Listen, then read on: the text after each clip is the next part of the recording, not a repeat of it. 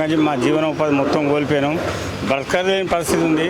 ఇందులో free bus అనేది ఒకటి పెట్టిండు. ఇక మరీ చెప్పుకోలేని పరిస్థితి. ఏమన్నా మందు తాగడం వల్ల చచ్చిన వాళ్ళు కూడా ఉన్నారు.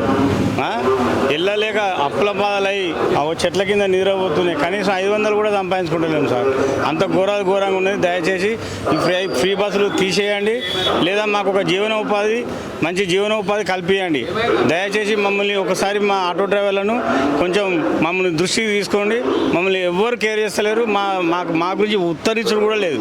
కొంచెం దయచేసి మమ్మల్ని కూడా కొంచెం ఒక గంట చూడండి సార్. ఎవరు గెలిచినా పర్లేదు కానీ మా ఆటో డ్రైవర్లను పట్టించుకోండి అంతే. కేసీఆర్ ఉన్నప్పుడు పెట్టినా ఇప్పుడు అలా ఇల్లు లేదు, ఏది లేదు. నాకు కిరాయికే ఉంటాను.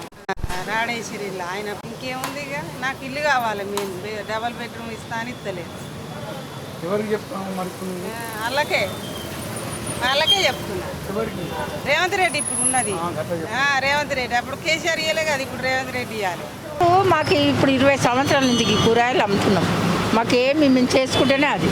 మాకు ఎవరు ఏమీ అది లేదు. అంతే. మాకేమి అందరికీ డబల్ బెడ్రూమ్ ఇచ్చిర్రు. మాకేం లేదు కూడా. ప్రభుత్వం ఇచ్చింది. ఎవరు ఇవ్వలే. ఇవ్వండి ఎవరికన్నా ఏమైనా సాయం చేయాలి కదా. లేవడ్డప్పుడు ప్రభుత్వం అదే చేయాలి కదా. లేవడ్డప్పుడు చేయాలి కదా. ఎవరన్నా ఏమొస్తుంది 900 ఏం వస్తలేదు. బస్సులు కరెంట్ బిల్లు ఫ్రీ వస్తుంది. ఫ్రీ అకౌంట్ బియ్యం వస్తాయి. అందరికి వచ్చి మాకు వస్తాయి కానీ అంతే. ఏం లేదు. 200 పింఛన్ లేదు, ఏం లేదు. ఏం కావాలి అందరు అదే కొట్లాడుతున్నారు కదా. డబల్ బెడ్రూమ్ ఇవ్వాలి కదా లేనోళ్ళకు. ఉన్నోళ్ళకు అన్ని ఉన్నోళ్ళకే ఇస్తే మరి లేనోళ్ళు ఎట్లా కావాలి? మొత్తం లేనోళ్ళు 20 సంవత్సరాలు అవుతుంది కూరగాయలను. అంతే. మేము నడుపుకున్న ఆటోలకైనా నడుపుకోవడానికి రాను పోను మాకు ఒక అన్ని ఇవ్వను. జేబులో ఒక 500, ఒక 700, ఒక 1000 రూపాయలు పెట్టుకొని ఇంట్లు గడుపుకునే వాళ్ళము.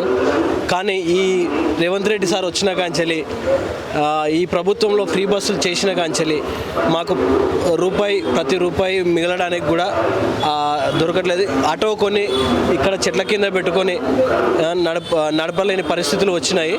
మా కుటుంబాలకు లేని లోటు కలిగింది. సో మీరు రేవంత్ రెడ్డి గారికి మేము తెలియజేయనిదే, ఈ ఫ్రీ బస్సులు తీసివేస్తారా, లేకపోతే మా ఆటో వాళ్ళకు ఏమన్నా ఉపాధి చూపిస్తారా అని చెప్పేసి మనస్ఫూర్తిగా కోరుకుంటూ మీకు చెప్తున్నాను. సో ఈ ఆటో వాళ్ళని కొంచెం మనసులో పెట్టుకొని మీరు ఏదైనా ఒక ఉపాధి చేయగలరని అనుకుంటున్నాను.